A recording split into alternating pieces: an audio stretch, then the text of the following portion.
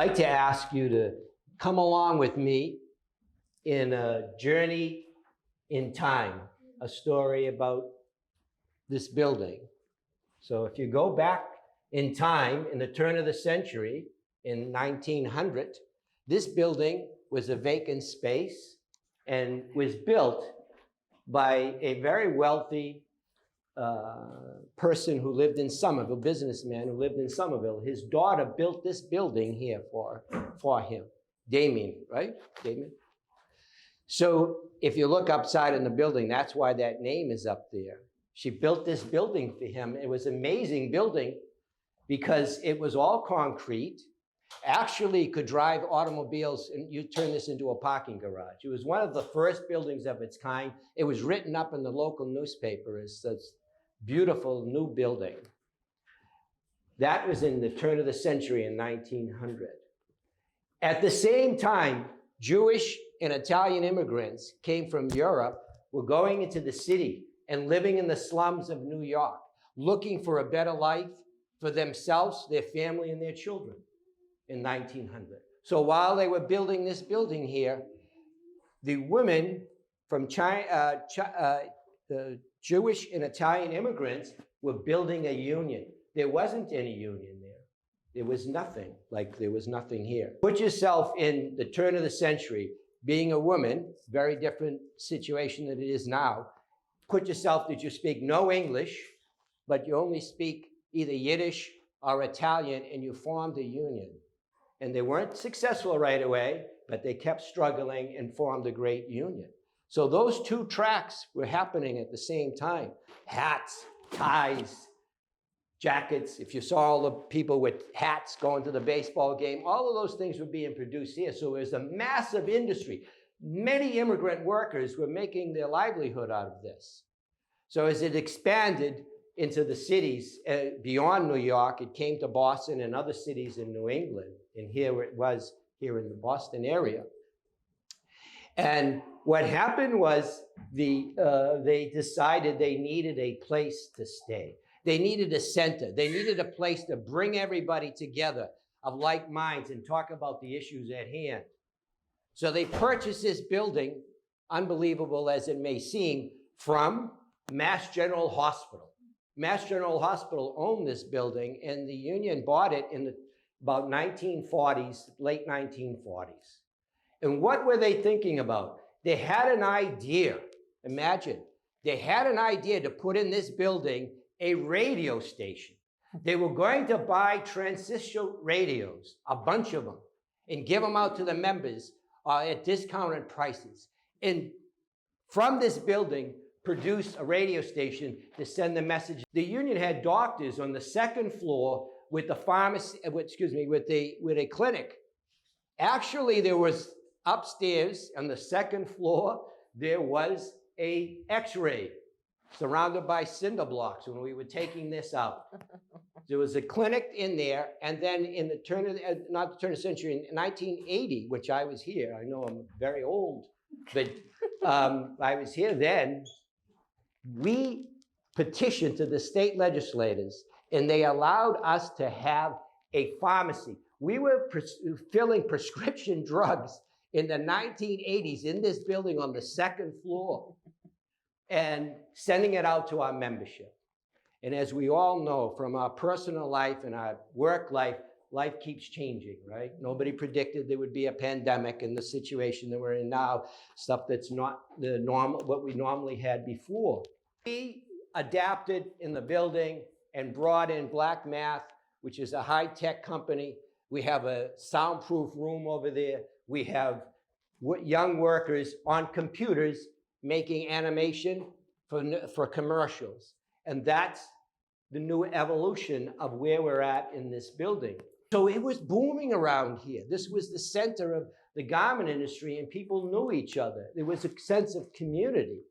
Unfortunately, because of globalization, things changed and the industry shrunk and the union closed its office in the third floor. And now we have a great Commonwealth Corporation in there that does things for dislocated workers, that trains them And their motto upstairs is upward mobility. If you see on the 3rd floor, we have a beautiful space where the window air conditioners are no longer there. And we have a beautiful space, and we knew Commonwealth Corp from a long time because the union was always involved in ESL, English as a second language, and workplace literacy. If you go back in the thread in time, those young immigrant workers understood the importance of education, understood the importance of getting a good education, that was the key to upward mobility. They wanted the same thing you wanted for their children and their children's children. They wanted a nice, safe life. They wanted nice things, and they wanted to feel secure in this country. They came here and built that, right? So on the 3rd floor, that legacy continues, the importance of education, the importance of that, and uplifting everybody on the 3rd floor. Now they're there. Now, a lot of people say to me, you care way too much about bricks and mortar. You should be focusing on other things. Who cares about bricks and mortar? Well, I'll tell you, in these bricks and mortars is people's labor. Rather you're laying a brick or on a computer making an email, it's all labor. It's all fundamentals of humanity to have what I would say creative expression. Rather it's beautiful artwork or building buildings or making emails or whatever you're doing. So I don't believe that this is, obsessed about bricks and mortar. It's also a center. Remember, they call this the Ladies Garment Workers Center, because those women knew that what we needed to bring people together, to talk to people, to share information, to be human, to have human contact, to be able to fight together and express ourselves in whatever mission that you are actually doing. It may be whatever it is. So I don't believe that it's too much emphasis on a piece of bricks and mortar. In addition to that, we live in this community, and we're proud of it. It's an ethnic community in Chinatown. It has a lot of history. It could go on. We're not going to do it, I understand. We're running out of time. But there's a beautiful history here, so we're proud to be here. So we built this lobby because we had to keep doing upgrades. And we thought consciously, how are we going to build a lobby that reflects our history, reflects the community, and we came up with this. To the right here is bamboo. Bamboo in Chinese culture means strength, flexibility, and longevity. And we meet all of that, I think. And you, each one of you, the tenants that are here, are helping us with the longevity. That in the next generation, I won't be here forever, by the way, so you don't have to worry about that. In the next generation, they will be talking about who was here. And maybe they'll look funny at us that we were bothered with the internet. I don't know. Whatever that's going to be.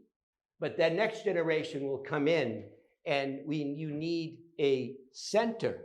So we wanted to be part of this community, which we're proud of, and we put this beautiful bamboo. And then finally, we had to figure out how to do this. I actually need some notes because I can't do what you do, and I don't want to forget anything. But I do want to thank everyone for coming today and giving me this moment to just explain kind of how this work came to be in this space. It has a lot to do with fate, I think, because who would have ever thought that we would match up? It was kind of like a blind date in a way.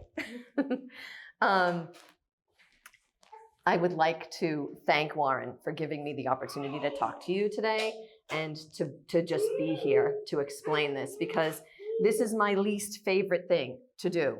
My least favorite thing in the world to do is to talk in front of people and to try to explain this very personal process. So it was kind of a bit of a retrospective, really, because it contained work from many, many years of different series in my career.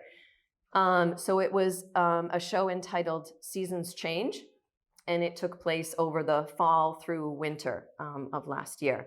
And Warren, I guess, showed up there a few times and saw my work. And after, I guess, a few conversations with some of the people there, prompting him to call the artist because he was asking a lot of questions about whether my work might fit in this space. We did finally have a conversation, and I brought some work down here and immediately knew that this space needed something really special. So a little quick history of me. One of 6 children, grew up in Weymouth. My parents are here, Bill and Diane. Thank you for being here. They are the reason that I do what I do, because they didn't discourage me from being the crazy artist. So, so here I am doing what I do because of the original support of 2 amazing parents who let us be who we were going to be. Coming from a generation of creative people. My daughter is a student at Parsons School of Design in New York. Little history of my mom's family. She is the daughter of a stitcher who actually worked right around the corner on Nealon Street making men's shirts, and then wound up being a stitcher in a curtain factory. Really, my first passion, I was a painting major, but my first passion was using lots of great materials. I loved collage. Collage was like everything because it was a really quick, immediate, raw way of putting things together. It's my way of thinking, really. It's my way of putting down a foundation on a surface. And I don't know if anyone understands this, but looking at a blank canvas is one of the most intimidating things you can ever do.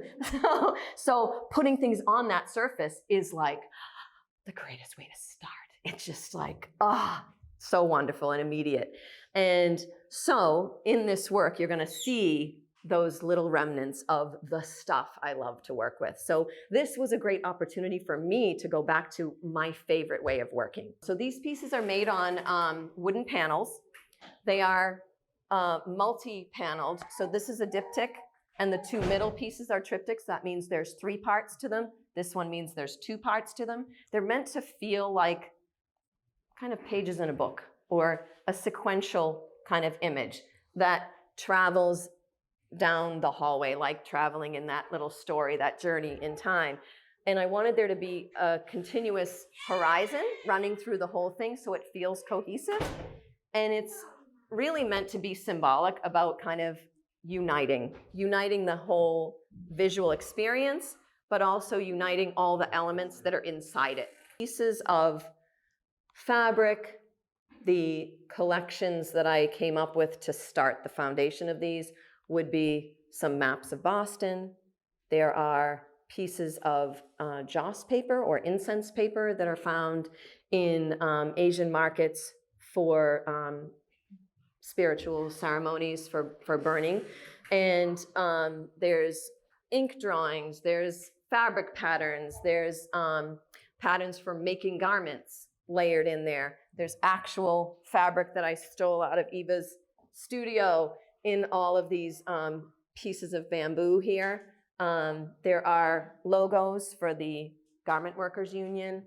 There's a tag that's a vintage tag from the Garment Workers Union. So all of these elements are the foundation of the artwork, and you can see them up close. If you get a little closer, you'll start to see little remnants of kind of the artifacts that I found to build the base of these paintings. So the construction is collage first. The materials are glued down, and then the painting begins over the top of that. But the idea was to try to integrate some of the personal elements, the idea of the garment workers, the union. A lot of Warren's inspiration came to me after a few conversations and bringing my own personal vision for it into that. But it was inspired by his energy and by the energy that I felt just walking through the door here. And the sense of community that he has built here is what inspired me the most to think about what kind of artwork should go in a space like this, to feel like it's a place where people can have a shared experience in front of artwork that is about really kind of reaching out to everyone's past and everyone's history. And anyone who walks through the door can have a slightly different experience, but you can be united, like standing here looking at it and wondering about it and thinking about maybe memories in your own head. I wanted that to be kind of the unifying thread that runs through it. And actually the title of this series is called Common Threads, and it's meant to connect all of those pieces of inspiration that came from you and that comes from this building and all of the amazing work that's done here. Thank you. That was good. Well done. Thank you. Thank you. Thank you. Thank you. Not my favorite thing to do. Great job. Great job. Great job. Thank you. That was great. Thank you. Happy birthday.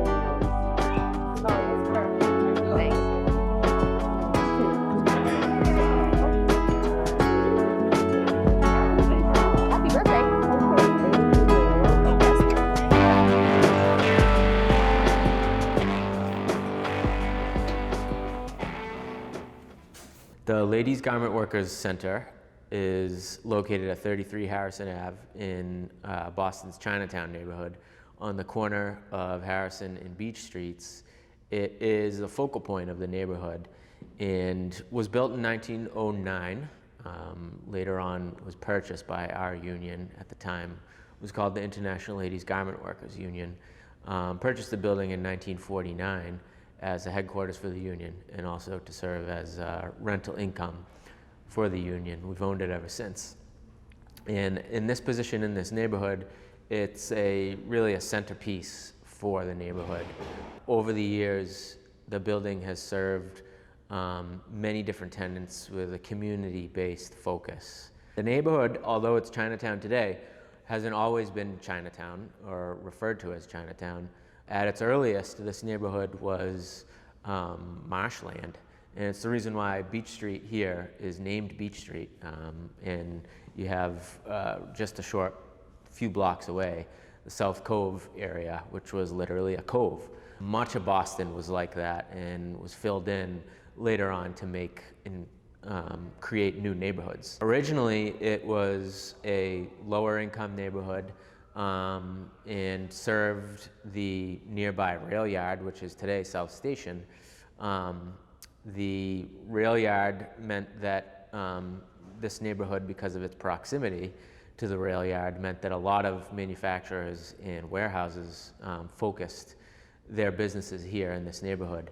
There was also the elevated railway, which went right up Harrison Ave and took a right onto Beach Street, going towards South Station. The neighborhood also provided a place for new immigrants to this country to come and live for the first time in this country with, cheaper rent. And so you had a really strong Syrian community here in the neighborhood. There's always been a Chinese presence here. Today, it is almost exclusively known as Chinatown, even though there are a lot of other Southeastern Asian ethnicities here living and working in the neighborhood. But over the years, the neighborhood's been home to Polish and Jewish and Italian immigrants, Irish immigrants, and as I said before, Syrian immigrants.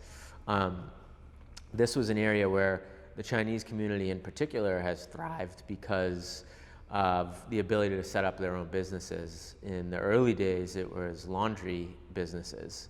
And then it slowly became a warehousing and garment district. The neighborhood has always been an extremely lively and vibrant neighborhood, and it's really the last remaining downtown ethnic neighborhood.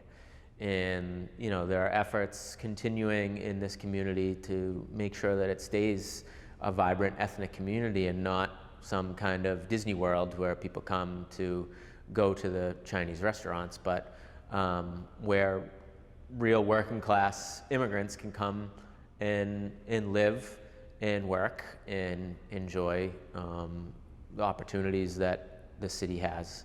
We're proud to own this building and to have occupy this space in the neighborhood and to be such a part of the neighborhood's history over the years. It's what drives us to continue to make this place a better place. I mean, we welcome anyone to come down to Chinatown and walk the streets and feel the history of the neighborhood. Come into the building and check out any one of our number of wonderful tenants, and especially the first floor tenants with our wonderful grocery store and tea shop and beauty shop, and just experience the neighborhood.